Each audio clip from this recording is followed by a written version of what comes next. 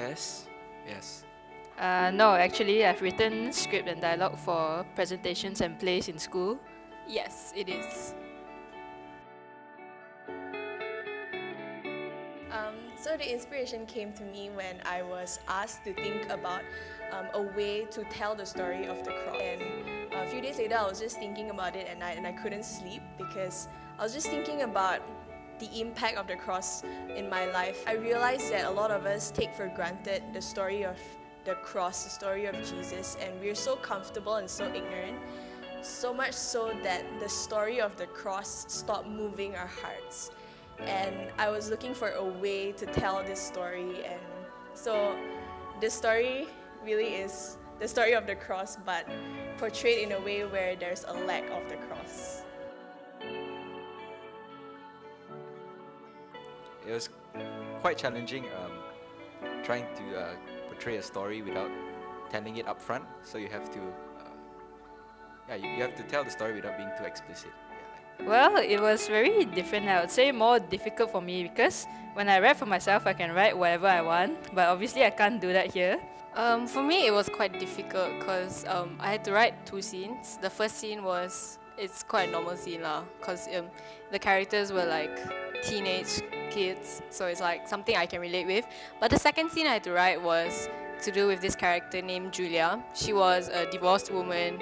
She had to raise 3 kids on her own. She had lots and lots of problems basically, and these kind of problems that she faced were not things that I had personally faced before. Everyone is like broken on the inside.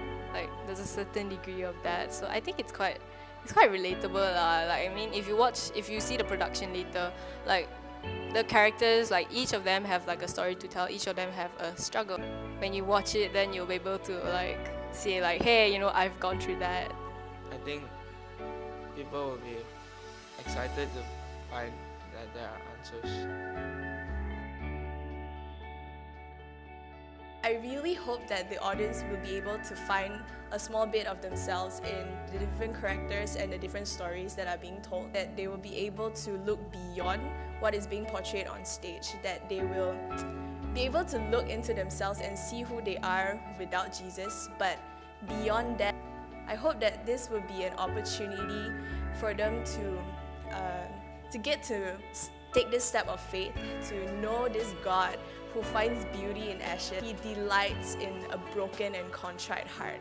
They would take this opportunity to reflect on the goodness of the Lord and cultivate a heart of gratitude, and in response to that, really level up their game to live a life that is pleasing and worthy of the Lord. I don't really have any expectations, but I hope that the audience enjoys themselves.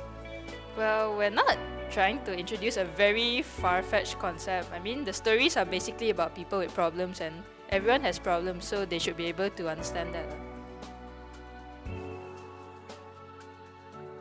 It's a really amazing experience to see how all these take flight on stage, and through my writers, the cast, the actors, the crew, even those people who are behind the stage, hiding, standby to move the props, and people who are controlling the sound, the lights and everything, and to see how that seemingly monotonous storyline that I had in my head really take flight and come alive on stage. I've learned that script writing is tough, that it's quite difficult to like write something that looks nice, but then when you actually say out these lines, it doesn't sound nice. I've learned that it's more difficult to work with other people, and well, maybe of course it's more fun for me to write my cheap comedy. Yeah, maybe I'm not very suited to write for a serious production like this, but overall it was a good learning experience. One thing I learned is it's actually quite fulfilling being a creator rather than just a consumer. That's deep.